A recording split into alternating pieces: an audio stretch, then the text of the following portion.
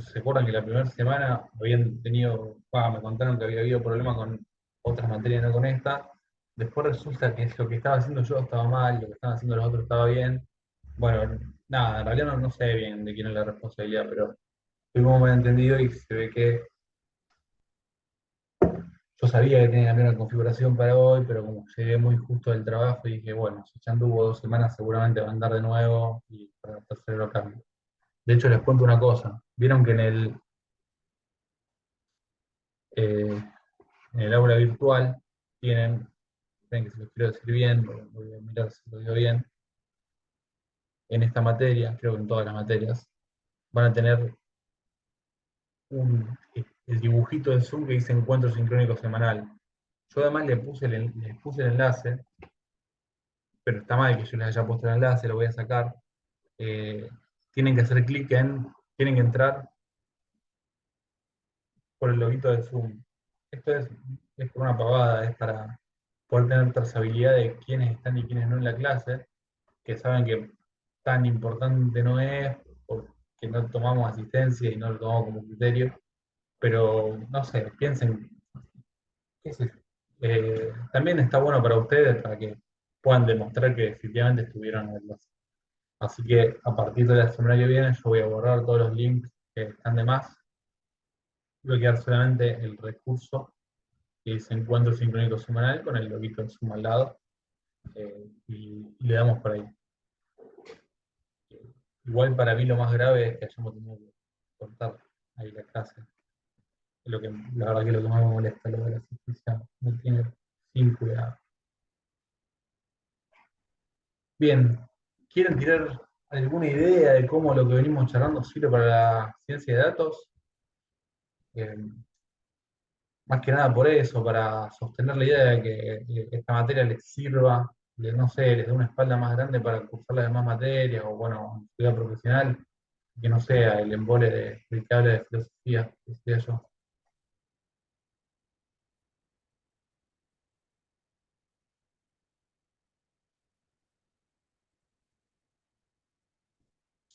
Realmente vale que inventen cualquier cosa, ¿no? Esto está bueno inventar también. Y también vale decir que no sirve para nada, ¿no? Porque si ustedes se ponen desde un enfoque pragmático, no sé, si esta materia y estudiar los principios del pensamiento científico les sirve. Eh, no sé, ¿qué piensan?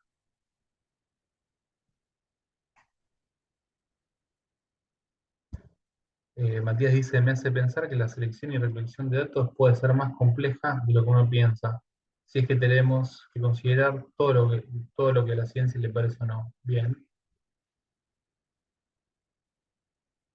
Bueno, esto me gusta porque yo todo el tiempo estoy tentado de hablar de esto, pero lo dejé para la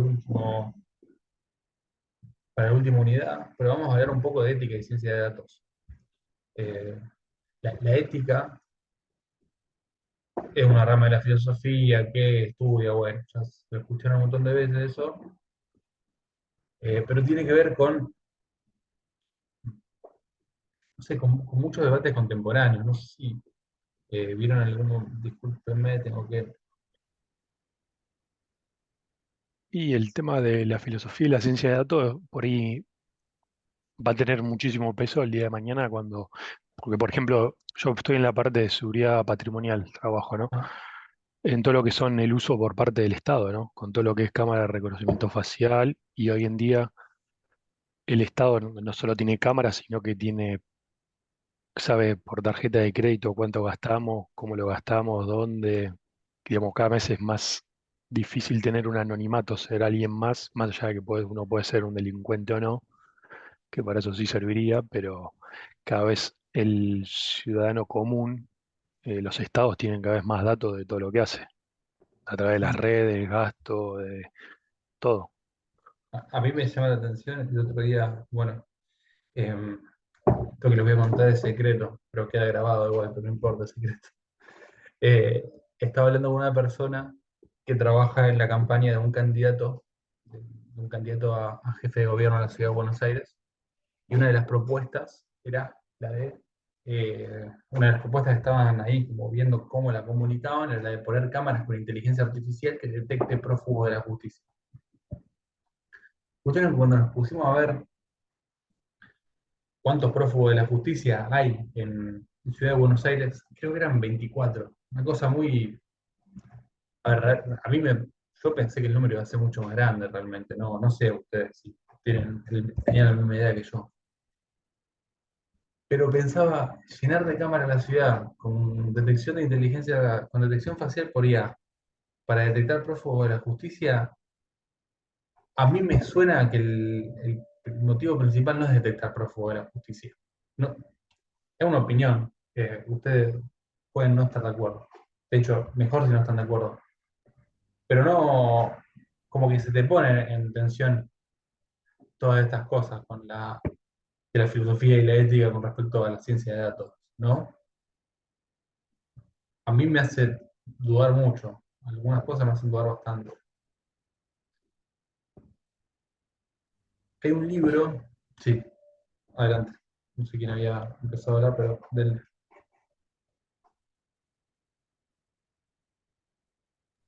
No, que a mí me parece que el solo hecho de buscar 24 personas en la ciudad de Cava me parece una locura. Más por la cantidad de recursos que puede llegar a gastar para encontrar a esas 24 personas.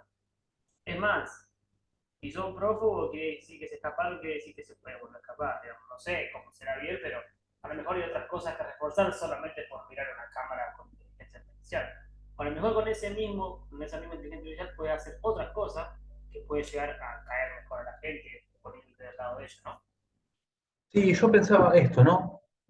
¿Vieron? Esto es una cosa que a mí me da mucho miedo, porque eh, mi novia a veces se desmaya, ¿no? Entonces a mí me da miedo cuando ella, sobre todo con ese calor, y sale a caminar sola, porque digo, la piba se desmaya, se cae, y andás a ver qué pasa, ¿no?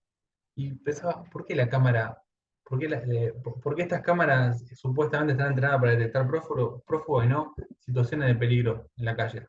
Como una persona que tiene una descompensación y tiene un accidente. Bien, acá estuvieron. No tengo hasta su futura fuente de trabajo, Rodrigo. Ahora les digo una cosa sobre eso. Voy a leer en voz alta los comentarios, ¿no? Porque a mí siempre me gusta más que abran el micrófono, pero los leo.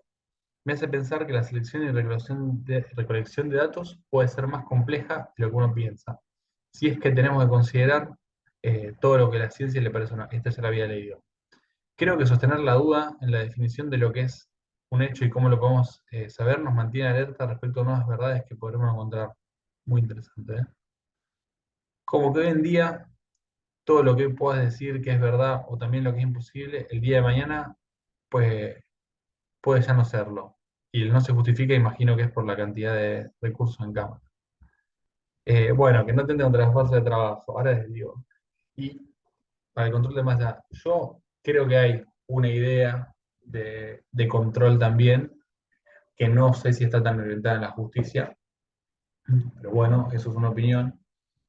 Hay un libro, hay un autor israelí, futurista, que no me sale el nombre ahora, que tiene dos libros muy importantes, uno se llama Homo Deus y el otro 21 lecciones para el siglo XXI, algo así. Eh, él- ¿Lo conocen? Franco, ¿lo ¿Cuál? ¿Que conoces? es del foro de Davos? Debe haber hablado, no estoy seguro, pero probablemente sí. Que es el que dice que va a sobrar un montón de gente y demás en el mundo del futuro. Eh, bueno, no No me sé si es acuerdo el el mismo nombre. ahora. Ahora claro, googleo el nombre. Lo pusieron en el chat. ¿Cómo?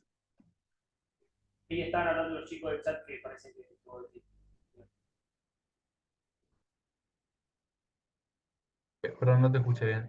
Sí, Harari, perfecto. Yuval Noah Harari. Ese mismo. ¿Ese es el del foro de Davos? No sabía si había Sí, hablado ahí. el que dice que va a sobrar un montón de gente y que como que hay que eliminarla y demás. Bueno, O que va a tener un montón de problemas. yo les quería contar una cosa más linda de él que eso. Eh, eh, él cuenta en uno de su libro, dice, ¿qué pasa si la profesión del futuro es la filosofía? Porque sí, es verdad que tiene cosas bastante feas. Pero él se pregunta con respecto eh, a ser autointeligente. Hacer autointeligente hoy es una boludez. O sea, no vamos a decir que es una pavada, pero un auto que se maneje solo no parece demasiado complejo. Porque si tenemos seguimientos de satelital, tenemos los mapas recontra precisos, tenemos detección de personas. Hay autos que se manejan solo y cada vez lo hacen con menos cámaras. Entonces no parece una cosa recontra compleja. Ahora, lo que parece complejo, y seguramente es mejor un auto manejado por una IA que manejado por un humano, por lo menos si el humano es como la mayoría de los humanos que yo conozco, prefiero que lo maneje una inteligencia artificial. Ahora, ¿qué pasa cuando hay un accidente que es inevitable? Digamos? Hay un problema inevitable en el que, en el que la inteligencia artificial tiene que decidir si atropellar eh, a una señora grande en bastón o a un bebé, o a una mujer embarazada, digamos. En esas situaciones, y esa respuesta no la tiene la ciencia de datos, la tiene la filosofía. O no sé si tiene la respuesta, ¿no? Pero, ¿cómo vamos a empezar a entrenar el software? Son preguntas a mí me parece muy apasionante esa pregunta, y creo que hace falta eh, menos técnica y más reflexión. También eso es lo que me gusta un poco de esta materia. Eh, A mí eso me pasa justamente todos los días. Yo transporto un chico especial desde el interior hasta Salta Capital. Este, y yo manejo de madrugada y de noche, 5 de la mañana y 8 9 de la noche. Y bueno, acá ya se pone bastante oscuro, bueno, igual que en todos lados.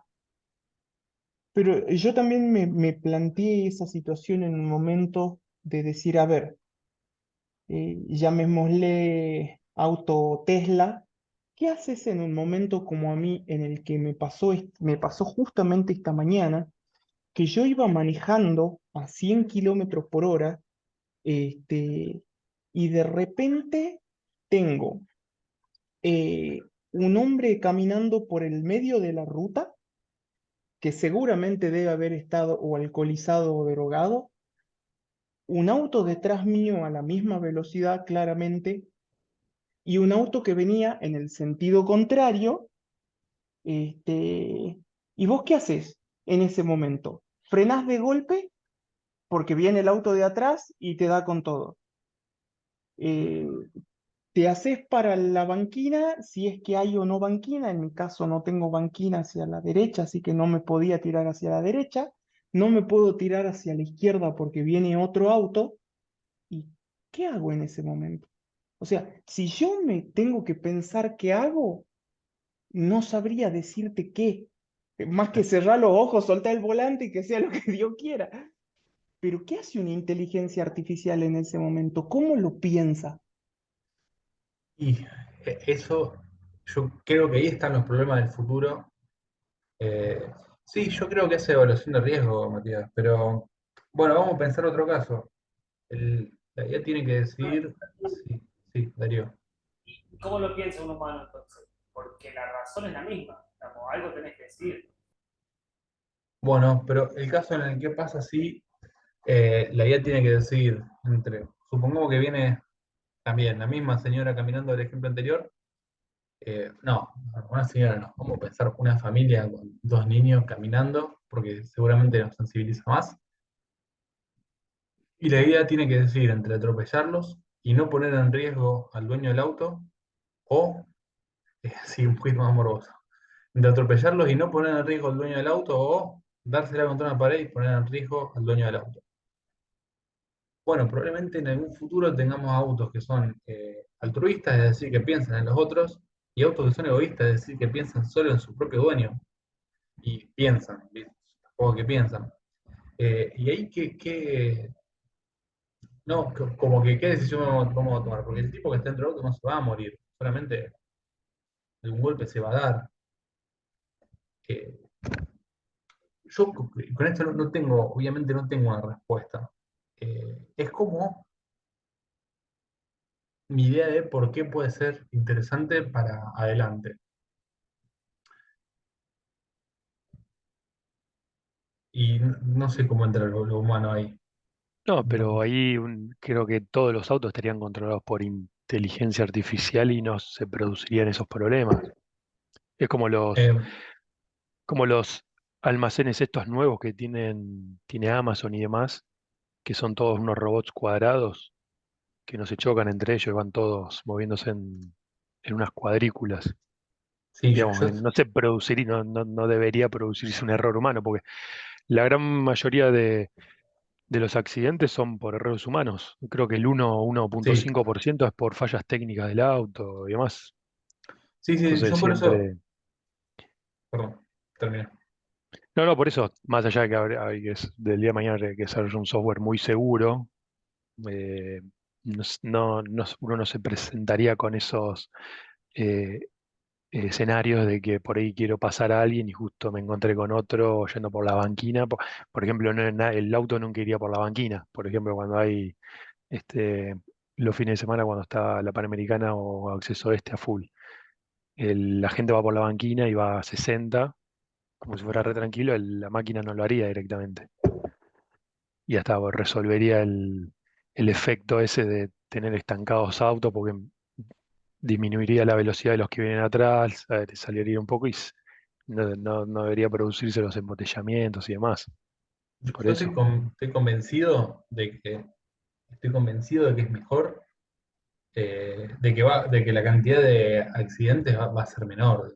eh, o incluso, ojalá ninguna, digamos. Yo estoy convencido de eso. Pero eso sería solo si todos los autos fuesen autónomos.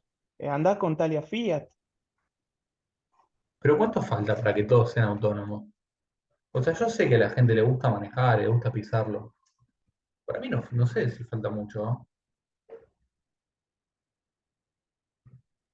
Y yo creo que a todo el mundo le gustaría un autónomo, porque manejar cansa. Una hora y pico, quiera o no, cansa. Darío, ¿vas a decir algo? Que, Sí, el tema de que falta mucho va a ser un proceso, como todo. eh, Es así, digamos, al principio van a ser solamente la gente que no quiere manejar y después va a ser, eventualmente, obligado van a hacer todo. Hay gente que le gusta. Pero bueno, va a ser un proceso, como todo. sí. Bien, discúlpeme que le voy a cortar un poquito. Bueno, a mí me encantan estos debates. Les prometo que para la última unidad vamos a tener un montón de este tipo de debates, porque mi idea de hecho la dejé medio vacía la última unidad para que podamos ir viendo qué nos interesa ir discutiendo. Pero también les quiero cerrar con algunas ideas que me parece que podemos usar como ejemplo todo lo que acabamos de decir para estas ideas. Bien, nosotros con la ciencia de datos eh, está claro que vamos a construir conocimiento, ¿no? Eh, o, quiero decir, aunque sea conocimiento para toma de decisiones inmediatas, aunque sea conocimiento efímero, que lo construimos, tomamos la decisión y nos fuimos, está claro que lo vamos a usar para eso. Investigar o hacer ciencia o construir conocimiento, vieron que ya cuando hablamos de conocimiento ya estamos hablando solo de conocimiento científico. Yo la primera clase dije que había otra forma, qué sé yo, bueno, no. O sea, sí hay otra forma, pero ya estamos estamos metidos en lo que es pensamiento científico y conocimiento científico. Construir conocimiento se puede explicar, una forma de definirlo es decir que es responder preguntas. Y no es casual que hayamos hablado de todo lo que veníamos hablando hasta ahora para hablar de llegar a responder preguntas, porque dijimos que justamente esas preguntas, eh, el autor lo dice, ¿qué pregunta quiero responder o qué problema quiero resolver? Justamente esa pregunta o ese problema determina, no sé si determina, plantear bien esa pregunta o ese problema va a determinar con la facilidad, con la eficiencia, con la rapidez que nosotros podemos llegar a construir ese conocimiento. Vieron que yo les conté que alguien acá trabaja en software. ¿no? Bueno, quizá igual han vivido esto en algún otro de su vida, pero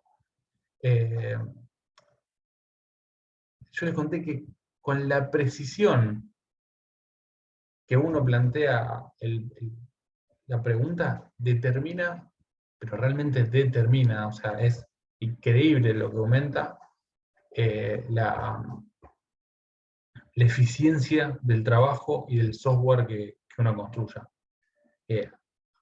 A niveles enormes, pero vos tenés que tener claro cuál es el problema que querés resolver. Si vos tenés claro cuál es tu problema, o no le digamos problema, el asunto que querés atacar, vas y lo atacás, y lo haces en 2 segundos. No tenés que pensar mucho, es como muy fácil. Hay que pensar para construir esa pregunta. Y cuando construimos preguntas para investigar, también tenemos un riesgo en el que caemos, que no todas las preguntas que se nos ocurren son preguntas, digamos, científicas. O no todas las preguntas que tengamos son preguntas que nos ayudan a construir conocimiento. ¿Qué quiero decir con esto? Que no sé si ustedes saben que en los proyectos de investigación, cuando uno los presenta, te dan más puntaje mientras más preguntas hagas. Es algo medio de las ciencias sociales, capaz, pero si vos planteas 25 preguntas sobre un tema, tenés más puntaje que si planteas 2.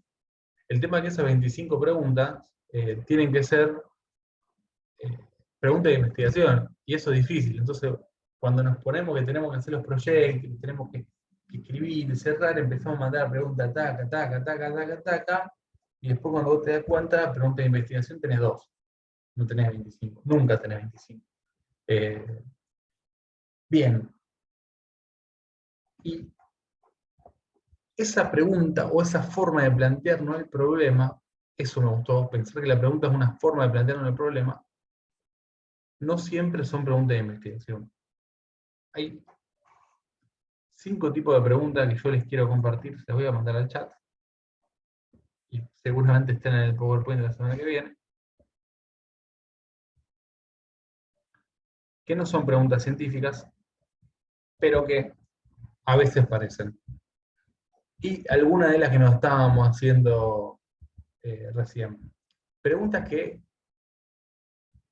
tienen una fuerte carga de supuesto apolíptico. ¿Qué quiere decir? Una pregunta que nace casi que de un prejuicio.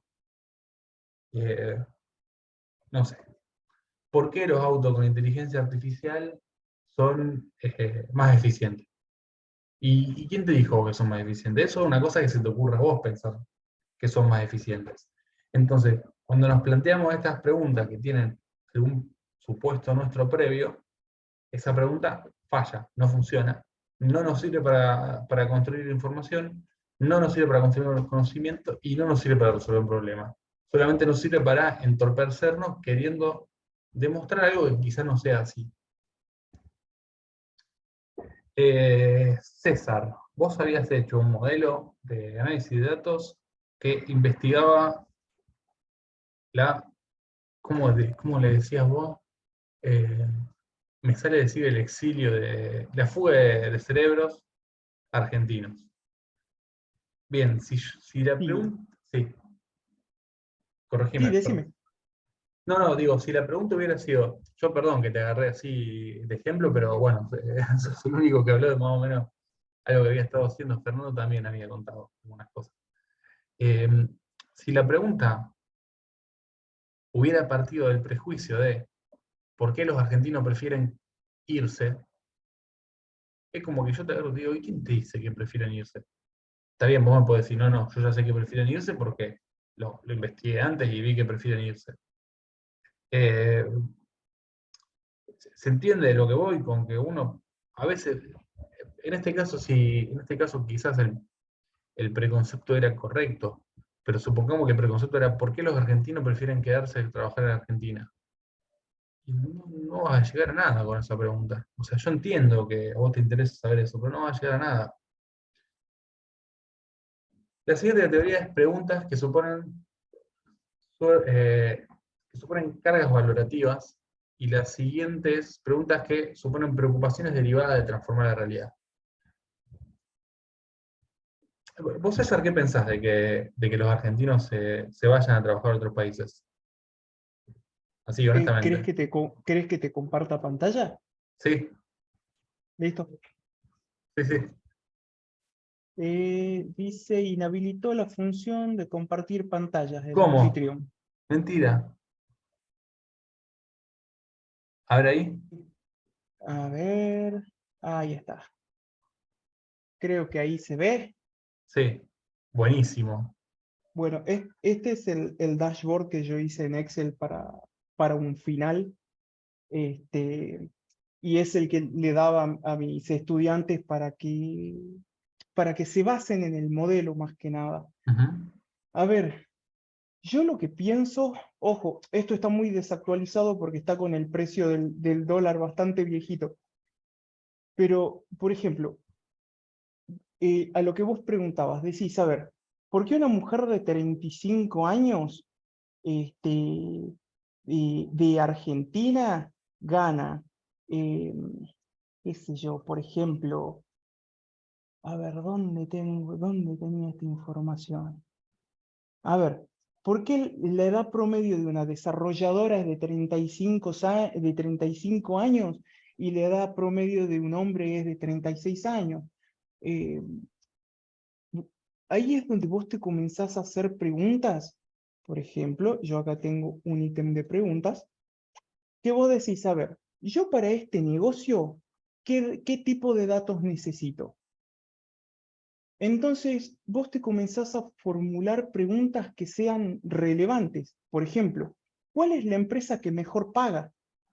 Yo como empleado de acá en Argentina, a ver, creo que la mayoría de los que estamos acá nos gustaría trabajar en una empresa de afuera. Que levante la mano y que diga que está en desacuerdo al que le gustaría ganar en pesos después de fumarse una licenciatura en ciencia de datos. Yo creo que más que nada lo que uno busca cuando estudia este tipo de cosas o cuando haces este tipo de análisis, donde decís, a ver, ¿por qué realmente se te está fugando la gente? Es que valoren tu trabajo. Entonces, para mí, el argentino promedio, que en realidad yo acá saqué dos promedios, uno de 35 y uno de 36 años, que es la actual etapa de la juventud de las mujeres y de los hombres, el hombre y la mujer joven prefieren irse o trabajar de manera remota para ganar en dólares para que valoren su trabajo. Porque, a ver, tanto la programación como la científica de datos, como la ciencia de datos, perdón, como muchos trabajos que yo tengo acá, ¿sí? Eh, no son bien pagados aquí en Argentina. Y son trabajos importantes y que llevan mucho tiempo y que llevan mucho esfuerzo, que llevan muchísima carga de, de conocimiento, de preparación. Entonces ahí es donde el argentino promedio se quiere hacer valer. Justo esto yo lo charlaba ayer a la noche con mi novia, que ella trabaja en el rubro eh, del sector público. A ver, ¿por qué hay tantas personas que tienen una profesión, por ejemplo, ella que está en el sector público, que se quieren pasar a la parte de la informática? Porque no sienten que su trabajo es valorado, Ujú. porque trabajan muchísimas horas y sus sueldos no son lo que quizás uno cree que valen, lo digamos de una manera, le demos un poco Sí, sí, de... sí. Bien, Este, pero, perdón que te cambio, pero sí, ¿podemos pasar a las preguntas que tenés ahí abajo? sí, Porque, perdón, anotaciones. no pasa nada. No, no, si esto no es una presentación del final. A mí me parece que las preguntas que nos están mostrando acá son todos ejemplos de buenas preguntas, de preguntas científicas. Por eso me gustaría que las vayamos viendo, porque, Sí, espera, ¿me querés dejar terminar de contar las que no son científicas? Rápido, rapidito, rapidito. y después nos contás un poco de tu trabajo? Sí, claro. Bueno, porque después tenemos preguntas que suponen preocupaciones teóricas y preguntas que suponen preocupaciones metodológicas. Entonces nosotros queremos hacer... A ver, es obvio que esas preguntas las tenemos que responder, porque necesitamos saber con qué marco teórico y con qué marco metodológico vamos a abordar un problema. Pero decir en un proyecto de investigación, preguntarme con qué metodología lo abordo, no construye conocimiento sobre el hecho o la problemática que queremos investigar. Acá César tiene un montón de preguntas que yo realmente quiero que las leamos porque están bien planteadas, porque yo honestamente muchas veces vi preguntas mal planteadas en este ámbito, y me parece que está bueno que vayamos pensando en ejemplos. Yo solamente voy a ir con una sugerencia, pero chiquita, que en general conviene evitar las preguntas que tienen una respuesta, digamos, bueno, una respuesta sí, no, pero no una respuesta limitada, ¿no?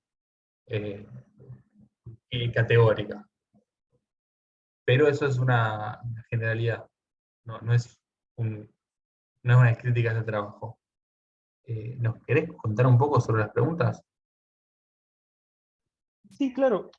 Yo en este caso comencé este análisis preguntándome, a ver, si yo quisiese trabajar para una empresa de afuera, llamémosle Facebook, llamémosle Oracle, etcétera, Microsoft, yo soy bastante ambicioso, entonces decir, bueno, ¿cuál es la empresa que paga mejor de acuerdo a el trabajo que yo realizo? ¿Sí? Entonces digo, ¿qué empresa paga el mejor salario de Estados Unidos? ¿Cuál es el salario más bajo? Después me pregunto, ¿cuál es el salario más alto por el mismo en Argentina? ¿Sí? ¿Y cuáles son los puestos asociados a estos datos? Entonces yo digo, a ver, el salario más alto de Estados Unidos es de un ingeniero de Facebook que es Product Manager, y a lo mejor yo estoy estudiando para Product Manager. Entonces digo, a ver, ¿hacia dónde voy y cómo quiero llegar ahí? ¿Cómo llego yo a ser Product Manager de Facebook? Entonces, a través de esta pregunta, yo me genero claramente otras preguntas, pero voy haciendo un paso a paso del cómo llegar a eso. El salario más bajo yo lo saqué pensando en qué sería lo mínimo a lo que yo aspiraría, por ejemplo. Yo veo muchas personas, como te decía hace rato, que pasan de un trabajo a otro y no saben quizás a qué rama de la informática irse, porque la informática es muy grande. Entonces digo, bueno, a lo mejor este dashboard le puede servir para elegir mucho mejor. Por ejemplo, esta pregunta es muy buena y me gustó mucho. Evitemos el tema de la inclusión porque realmente si lo vemos desde ese punto esto ya no sirve de nada. Pero ¿cuál es la especialidad más elegida entre los hombres y entre las mujeres? Porque realmente hay una diferencia entre las especialidades que se eligen en Estados Unidos. Por ejemplo, acá vemos que en Estados Unidos la mayoría son ingenieros de software, ¿sí? En Argentina también tenemos ingenieros de software, ¿sí?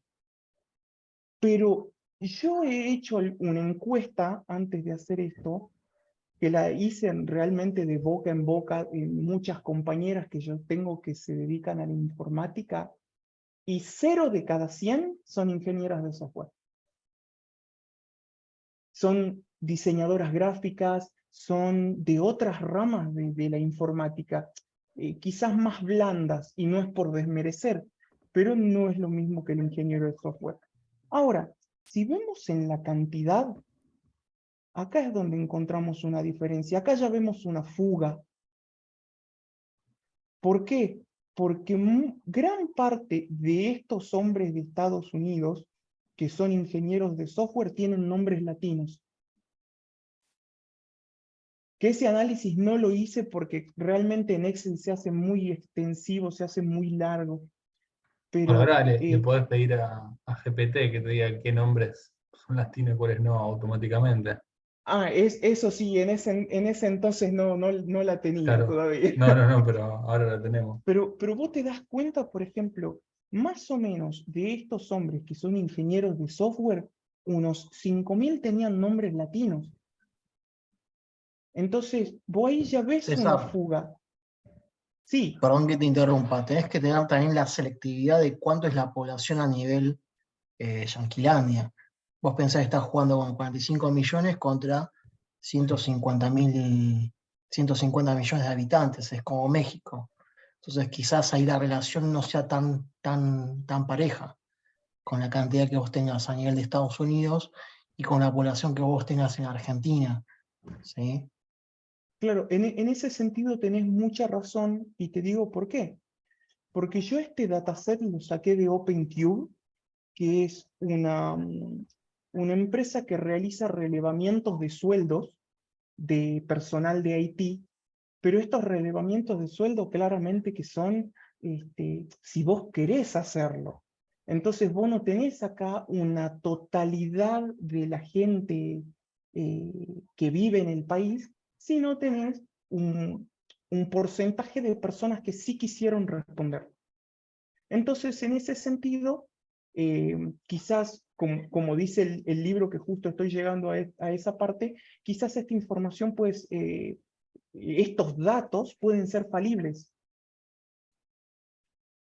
¿Por qué? Porque justamente no sabes a ciencia cierta si es el 100% de las personas. O sea, no es un censo obligatorio, sino es de personas que lo quisieron responder. Así que en ese sentido sí puede tener una falla. Bien, porque eso también se me va a acordar de Zoom, y quiero decir dos o tres cosas. A ver si capaz que este me lo deja hacer más largo. Pero quiero decir dos o tres cositas para cerrar, que esa discusión, o sea, ese comentario que te hace Javier, a mí me parece muy interesante que lo hagamos porque eso es parte del debate científico. Es decir, el hecho de que yo agarre y te diga, yo cuestiono tu trabajo, a ver, cuestiono honestamente y amigablemente, ¿no? Que Javier te lo está diciendo para molestarte.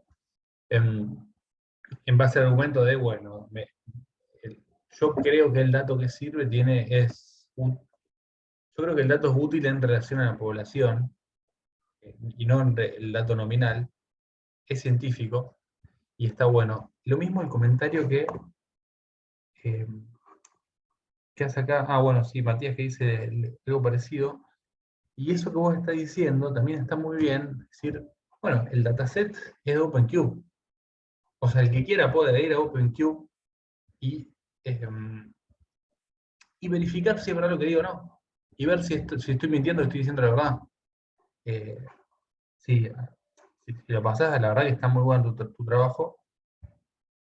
Y acá otra idea que tenía hoy para transmitir en esta clase es que nosotros tenemos, cuando hablamos de observación científica, uno de los criterios es que sea observación pública.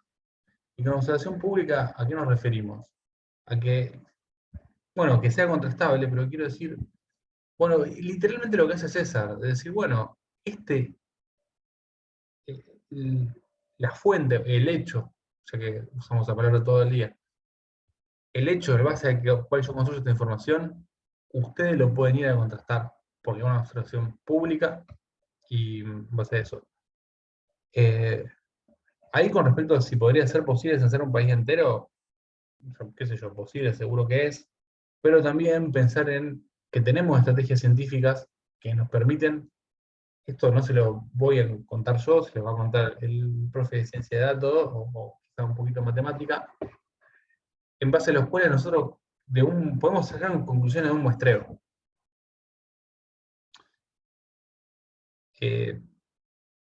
Bien, yo voy a ir cerrando. Les quiero, primero que nada, bueno, agradecer por- porque estuvo muy buena la participación en la discusión de la clase, y más en una clase que yo no había llegado a preparar tan bien, porque bueno, estuve enfermo y todo.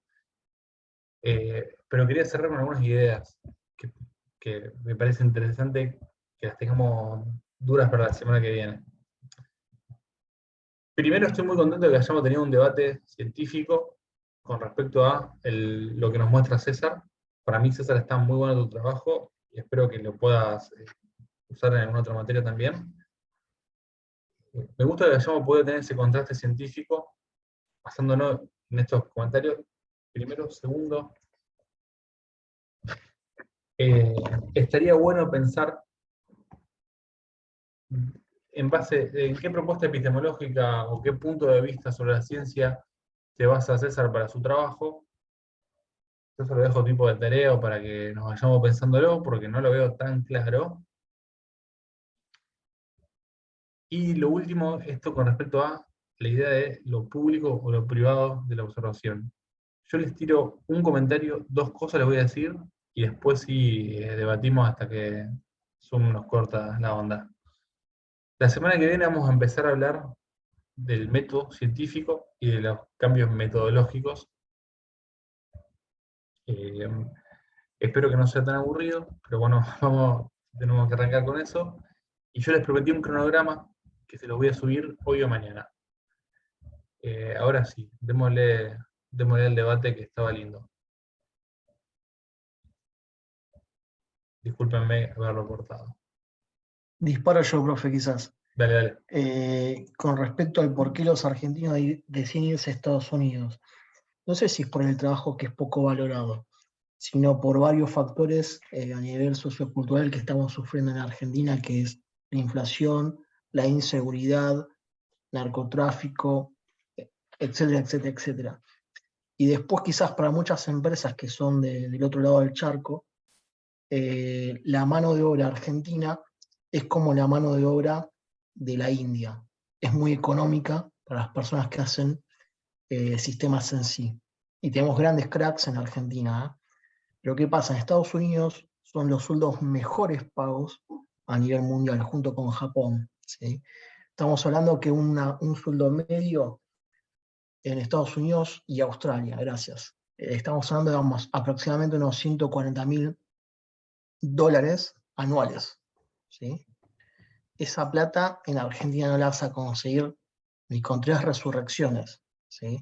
Entonces, es por eso que la gente que tiene un poquito de un terciario, un título universitario, decide trabajar para el extranjero. ¿Por qué? Porque quizás con un sueldo, la vez pasada hablaba con un amigo, me dice, mi hermano trabaja en limpieza y gana 480.000 pesos argentinos. Mi hermana es médica cardióloga y gana 200.000 pesos argentinos. Entonces, es como que hay una prostitución en escalas salariales, donde quizás en Argentina, año 2000, era un boom la parte informática. ¿Sí? Y las empresas hacían todo lo que era Headhunter, cazaría de grandes talentos, y hoy trabajabas por 5 pesos, te llamaban a la semana, te ofrecían 15, 20, 30 y te ibas prostituyendo, cambiando de empresa a empresa para el mejor pago. ¿Sí? Eso quizás hoy en día ha mermado bastante en los últimos años, pero bueno, quedan pocas empresas tecnológicas que realmente hagan explotación de datos o que hagan minería de datos o grandes software factories. ¿Sí? Hoy en día la tendencia es Estados Unidos, Inglaterra, Australia, Tokio, ¿sí? Son los países donde la mejor paga es en dólares y es una moneda fuerte. Si quizás con mi ley dolarizan, se quedan muchos más. Esto es sin hacer política, ¿no? Lo digo en modo de chiste. Pero justamente la gente busca una moneda fuerte para poder sobrevivir, ¿sí? Como cualquier otro. Le pasamos la palabra a Matías, que estuvo escribiendo y todo el día y ahora quiere hablar. Ahora puedo hablar porque he estado durmiendo. Está bien. No, creo que es como lo que dice el compañero, parte de la moneda, es todo, ¿no? Qué sé yo, a ver, el que gana ponerle en dólares, trabajando para una empresa afuera, obviamente le pagan muchísimo menos que seguramente alguien que está en otro país, por lo que le somos mano de obra barata, digamos, pero le sirve y a nosotros también.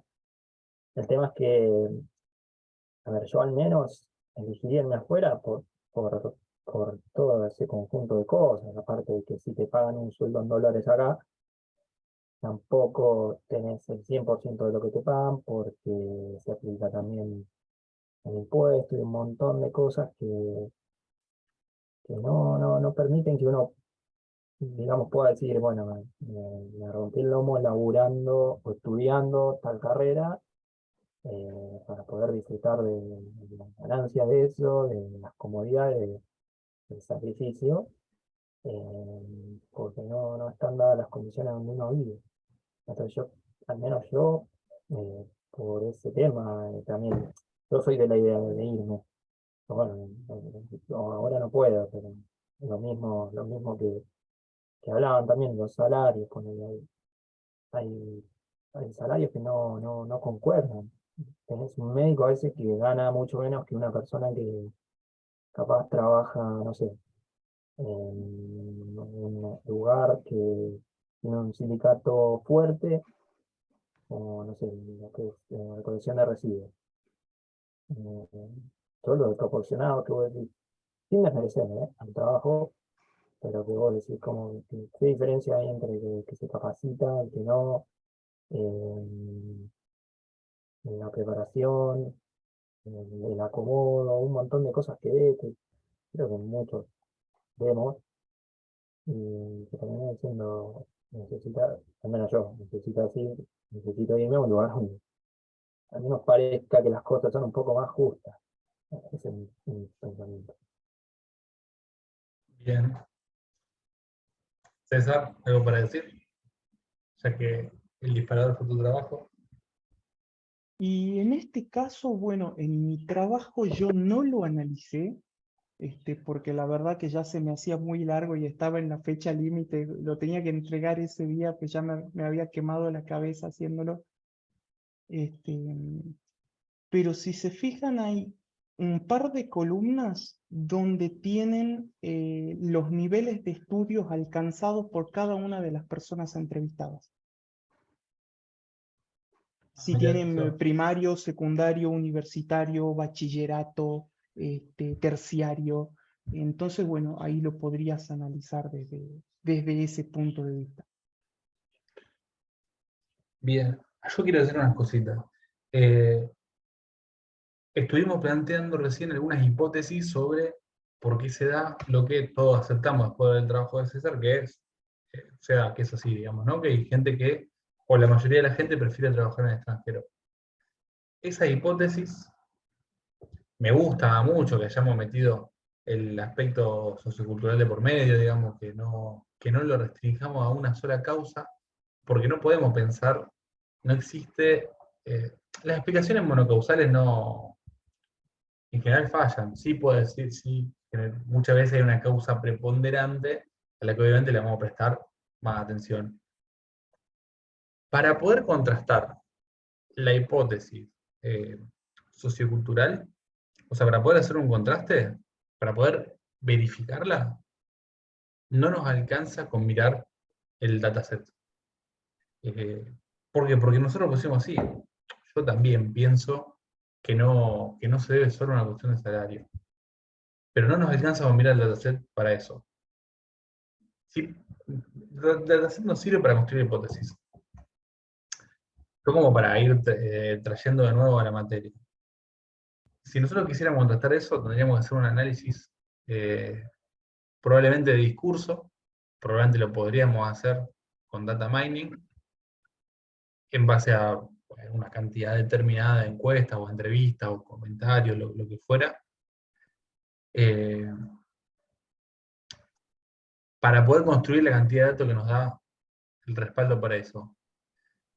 Y después lo otro que está bueno es que César tiene muy en claro su trabajo y nos responde con cosas que están buenas, que a mí me gusta, porque como me gusta la respuesta de, yo no analicé eso, pero yo en mi banco de datos lo tengo. O sea, vos podés venir a buscarlo si querés. Me parece interesante ese punto de poder permitir el contraste. Yo, de hecho, esto no es que lo dé como tarea, pero estaría bueno que charlemos. El trabajo César lo subió. lo podemos descargar y podemos venir con 2 o 3 ideas la semana que viene. Creo que Javier quería decir algo más. O te vi que... No, me preguntaban no. qué pensaba si dolarizaban. Mira, si dolarizan y me pagan como un gringo y me puedo traer mi propia casita que la tengo parada hace años, bienvenido sea. Sí, bueno, sí, sí, está bien eso. Pero el hecho de que a vos te parezca eso no quiere decir que a la mayoría de la gente le parezca. Em, yo también veo que hay personas que están dispuestas a irse incluso teniendo niveles de vida peor. Niveles de vida, bueno, en base a lo que yo considero, ¿no? Eh, tengo amigos que viven en otros países, más que nada en Europa, más que en Estados Unidos, y tienen trabajo pero lo que tienen acá, viven en lugares peores, pero a ellos les gusta estar en Europa. Entonces no, si bien es verdad que nominalmente cobran más, eh, no sé, bueno, pero tampoco mis amigos dan cuenta, o sea, tampoco que yo tenga amigos que hagan eso nos sirve para sacar una conclusión. Eh, yo igual El tema sí, es que quizás ahí entras en un tema filosófico, profe. sí, ¿Por sí. qué? Porque eh, vos vas caminando por cualquier parte de Francia, de Estados Unidos, de España, ¿sí? Y no tenés el temor de ir con unos cascos JBL escuchando música, nadie te jode, ¿sí? O que Sí, saques sí. un teléfono para geolocalizarte, nadie te jode, sos uno más del montón. En Argentina, sos el posible gato que tiene más, que no sabes cuánto tiempo habrás trabajado, cuánto tiempo te has esforzado, o porque des unas buenas zapatillas, te las miran y te las quieren robar, ¿sí? O una buena campera. Entonces, pasa por una cuestión de educacional y de veneno que ya la gente tiene en la sociedad argentina. Mucha angustia. Iba manejando mi mujer el coche y estaciona y sale un tipo, le abre la puerta, me golpea la puerta del acompañante. Entonces Carolina dice, disculpe, ¿está bien? Sí, sí, sí, empezó muy agresivo. Me bajo yo a ver cómo quedó el coche. Digo, maestro, tenés que tener más cuidado, que le hable bien, ¿viste? Estoy apurado, pibe, me dice. Digo, bueno, pero no es la marea. Fui y lo acompañé al baúl, le digo, ¿querés que hagamos los papeles? No, está bien, no te preocupes, no es necesario, estuve mal. La gente está Sí, sí, muy intoxicada, muy asquerosa con lo que pasó con Barney hoy, ¿sí? ujú. Esa es una muestra de cómo está harta la sociedad, ¿no? Esa piña no fue para Barney, fue para todos los políticos de la Argentina, que no se hacen cargo de lo que el pueblo les está reclamando. O sea, salió en tapas de grandes periodísticos de Europa, de Estados Unidos, ¿eh? Entonces, hasta que no hagamos una culpa de quiénes somos y qué es lo que queremos hacer, y vamos a ser buenos cracks, buenos cráneos, pero se tienen que empezar a fugar. Yo estoy de acuerdo con tu hipótesis. Digo, me parece que hay argumentos para tener esa hipótesis. Está bueno lo que dice Matías también, sí, la verdad que hay temas que son difíciles de tocar, eh, pero o sea, quiero ir a esto también porque, digamos, probablemente si estuviéramos charlando, tomando mate, yo estaría más distendido, pero como yo estoy dando clases y soy el profe, eh, tengo que decir esto sí o sí, que el hecho de que una hipótesis tenga sentido no quiere decir que se verifique. Y para eso tendríamos que hacer un análisis más profundo para el que yo realmente no miré el banco de datos de César, pero entiendo que no alcanza con el banco de datos para demostrar eso. Em, y en todo caso, me parece que está buena esta actividad. Miremos todo ese banco de datos, ahí lo compartió, después lo descargamos. Si a vos, César, no te molesta, lo subo al aula virtual. Sí, está de No, para acuerdo. nada. Sí, sí, sí, Listo. lo podés subir tranquilo. Y charlamos un poco, Desármenlo. le damos con toda y charlamos un poco sobre eso la semana que viene. ¿Les parece? Sobre todo a vos, César, ¿te parece? de última, Sí, claro, me gustaría más que nada ver las opiniones que tienen los chicos más allá del base de datos, Ujú, de la base de datos que está trabajada, de las preguntas que puedan tener, eh, sino quizás de las fundamentaciones que tengan. ok, De decir, a ver, a mí me parece que se podría analizar esto, que vos no lo tuviste en cuenta o que a mí me parece que lo analizaste mal, y que lo podamos discutir claramente sin ningún problema. bien, vamos con eso, me gusta, me parece divertido. Y le damos un ratito igual, yo sé que nos enganchamos, pero le damos un ratito nomás, después seguimos con un programa. Y por ahí cerramos.